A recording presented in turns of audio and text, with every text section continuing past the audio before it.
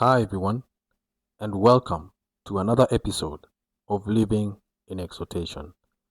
My name is Maureen Wendwa, and today we're going to be talking about or asking ourselves, is unemployment a matter of competence or connection?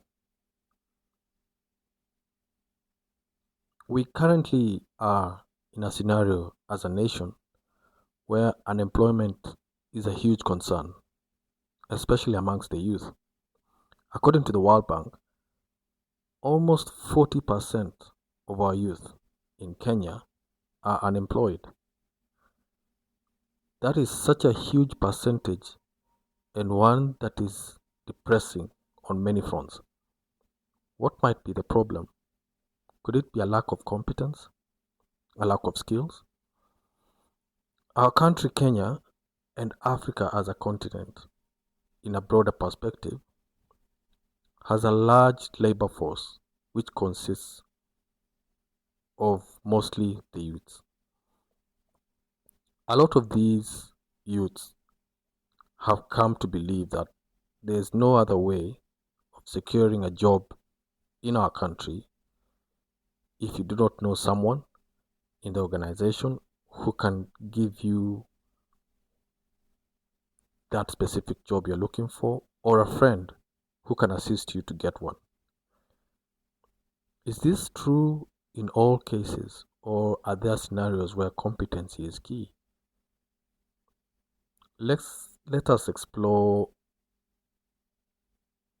at all fronts and see how to go about it.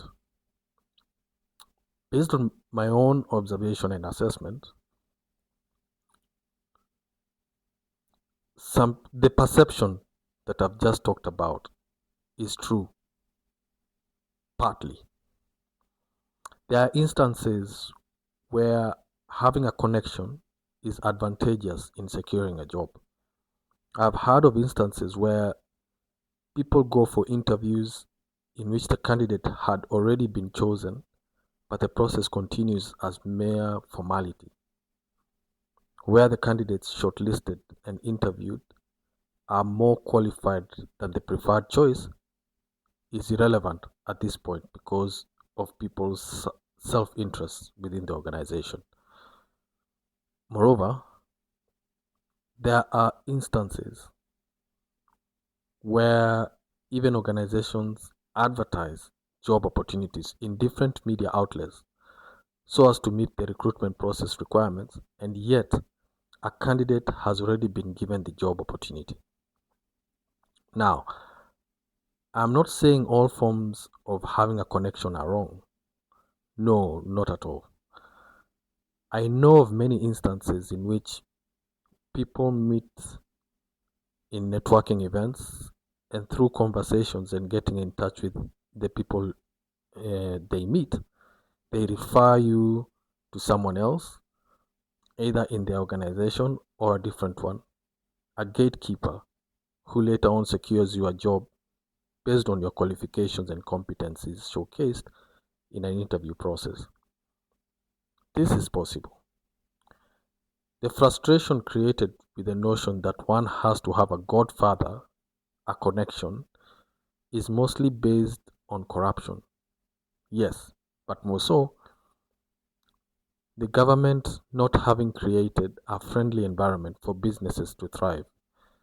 Thus, many organizations decide to open businesses elsewhere, leading to a huge chunk of job opportunities going somewhere else as well. Now, this is not to say that the government is responsible in creating jobs, as many of us believe. I do not share that idea. I'm a firm believer that if a business friendly environment is created by the government with favorable policies to enable businesses to thrive, then this will help more businesses to bud within the marketplace and more jobs created for its citizens. However, this is a debate for another day. On the other hand,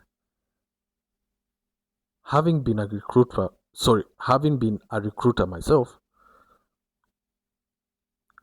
I believe The other aspect of competence is worth discussing. I have met candidates who are very bright based on their academic credentials. They dress up well for the interview and even show up on time. Nevertheless, they find it difficult expressing themselves during the interview, whether it is due to a lack of training or exposure of the essentials of an interview process or lack of preparation of it. They are in the best position to explain. I have also encountered those that really do not take their personal brand seriously. You call them up for an interview, they show up late, and sometimes not even apologize for their lateness. I kid you not. I once encountered one who was offended that we would not continue with the interview after she was 1 hour late without her communicating that she was not going to be on time. I know some of you might say maybe I should have, or maybe we should have found out the reason why she was late and maybe given her a chance. At the context, or in the context that we were in, honestly, there was nothing much out of it to showcase a reason why she was late, and she was not willing even to tell us. This might seem to be very basic aspects to most of us, but I can guarantee they are not simple interview etiquette to many of us and should not be brushed aside. It is important for these same youths to understand that, especially when they are looking for job opportunities, their personal brand is important. It needs to be consistent. From the moment one answers their phone to their demeanor when they enter the office for the interview, the time they arrive, the, the way they talk to the receptionist or even the security guard, how they are dressed, how they sit as they wait to be called, the manner in which they engage with the interviewer, it is all part of their personal branding. These aspects, most times, are not brought out as significant, but they are. This does not end at the interview, but also goes all the way into the job that they're being employed in. Once employed, one needs to have a good attitude, not only towards the employer, but to fellow employees and clients. He or she needs to be professional and up to task with what they do, getting to work on time, meeting deadlines, having a sense of collaboration and better communication among staff members in order to improve on working relationships. These are also essential. Back to the question. Are the high rates of unemployment, especially in developing countries, due to a lack of competence or lack of connection? I believe both play a part in this. To put it better, one might be competent at what they do. However, the market dictates that one cannot stop at that. He or she needs to network with other professionals, whether in their field or not, in order for one to be known and to increase one's chances of being called up for a job opportunity.